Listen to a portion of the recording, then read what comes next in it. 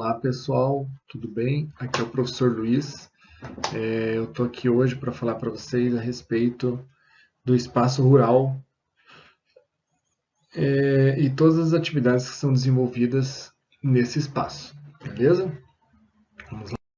Então a primeira coisa que a gente precisa fazer é identificar quais são as atividades e como são distribuídos os setores da economia, tá bom? Então é distribuído em setor primário, secundário e terciário. Tá? Então completem lá na página 3 da apostila de vocês a primeira informação importante da aula de hoje, que é o setor ao qual é o setor, quais são os setores presentes na economia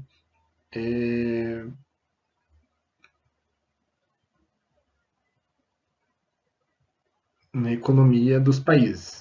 Tá? Então aqui em cima do secundário vocês vão colocar o primário e embaixo o terciário. Qual é a localização predominante? Onde é que ocorrem as atividades do setor primário? É no espaço urbano ou no espaço rural? Muito bem, no espaço rural. Tá? E do secundário? No espaço urbano. Quais são as atividades desenvolvidas? Então, no primário, que é localizado no espaço rural, ocorre a agricultura, pecuária e o extrativismo. No espaço secundário, que ocorre no espaço urbano, são as atividades industriais. E no espaço terciário e no setor terciário, as atividades são atividades relacionadas aos serviços. Então, quais são os exemplos aqui no setor primário que a gente pode colocar? Então, a extração da madeira, a extração dos minerais, a extração de animais, então, por exemplo, a atividade da pesca, tudo isso vocês podem completar ali. E no setor terciário, quais são as atividades? Então, as atividades relacionadas ao comércio, atividades relacionadas à profissão de professor, de médico, dentista, engenheiro, né, o comerciante, o lojista, tá bom? Primeira coisa que a gente vai estudar hoje é o extrativismo. Ele pode ser dividido em mineral, animal ou vegetal. Vamos ver cada um? O extrativismo animal seria aquele extrativismo que realiza a prática de extração de animais da natureza. Tá? Essa extração ela pode ser uma extração legal ou ilegal. Tá? A extração legal, por exemplo, seria a pesca, né? Em alguns casos, a própria caça ou a criação, por exemplo, de animais para retirar, vamos dizer assim, a criação de ovelha para você retirar a lã dela, tudo isso entra no extrativismo animal. O que acontece hoje? Se vocês olharem a apostilinha de vocês, lá na página 5, tá? Vocês vão ver que tem um texto, né, mais um, que trata sobre o tráfico de animais silvestres, tá bom? O que acontece? O que é o tráfico de animais silvestres? Ela é a terceira atividade ilegal mais praticada no mundo, segundo as pesquisas do IBAMA, realizada aqui por esse órgão brasileiro. Tá? O Brasil, como é um país rico em biodiversidade de animais e plantas, ele é um alvo constante desse tipo de atividade ilegal. Então, o que as pessoas que fazem esse extrativismo ilegal, esse tráfico ilegal, eles realizam? Eles vêm aqui, né, caçam os animais que são protegidos e levam para outros lugares, para outros países e vendem lá esses animais. Tá? Por que é ilegal? Porque é uma atividade que não é permitida, tá? E é uma atividade que ocorre por trás da lei, vamos dizer assim. Tá? Beleza? Tudo bem? Então, vocês deem uma lida lá nesse textinho, vale a pena, na página 5. O que seria o extrativismo mineral? Então, é a retirada de minerais da natureza. Vocês já viram no ano passado, né, o que são minerais, o que são minérios, o que são rochas, tá? Então, quando se retira esses minerais da natureza e se comercializa os minerais, eles entram na conta do extrativismo mineral. Eu vou passar um vídeo para vocês aí. O que eu quero que vocês entendam? que no extrativismo ou qualquer outra atividade econômica, nós temos a compra e a venda. Tá? Então, esse saldo gerado pela compra e venda é chamado de balança comercial. E quando você vende mais, a balança comercial ela é positiva, recebe o nome de superávit. E quando você compra mais, a balança comercial é negativa, chamada de déficit. Então, observem no vídeo aí esta informação.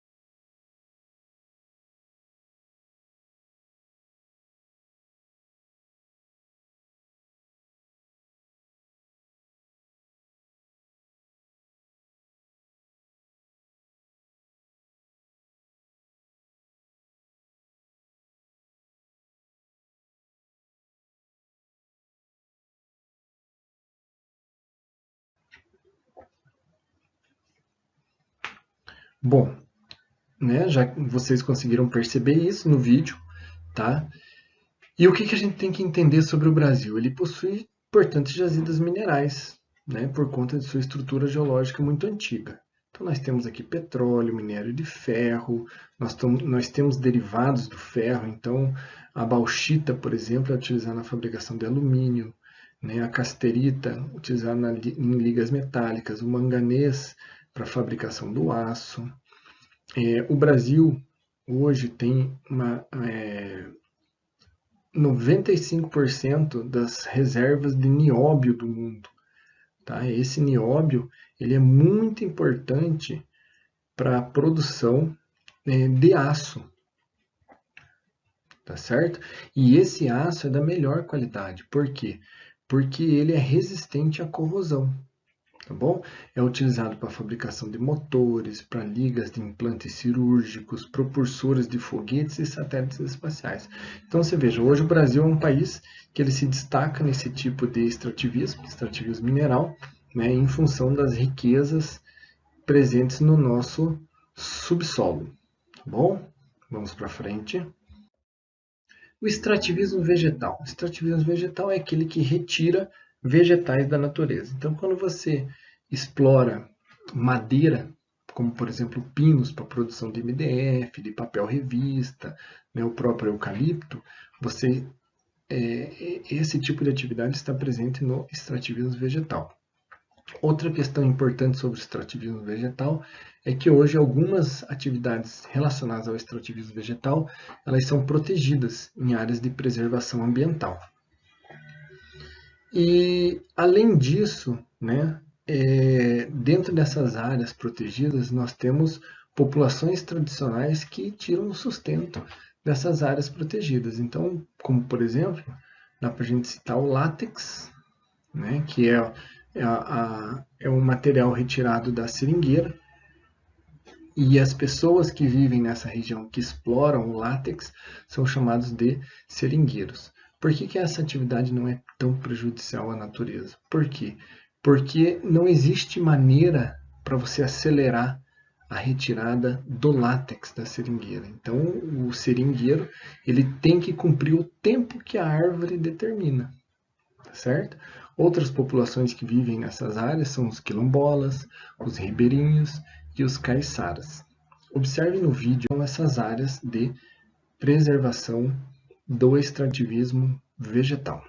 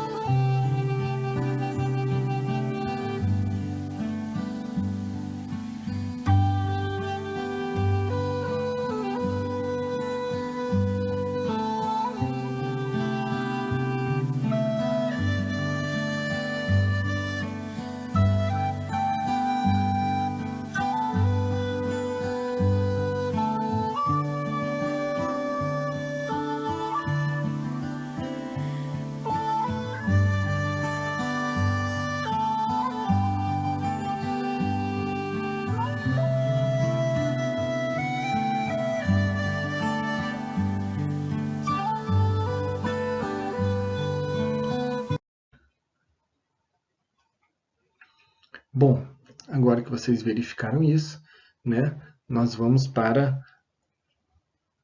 frente. É isso aí, pessoal. Então, as atividades dessa semana serão uma pesquisa a respeito da vida de Chico Mendes, quem foi Chico Mendes, né, um pouquinho da história dele, e sobre a vida dos seringueiros.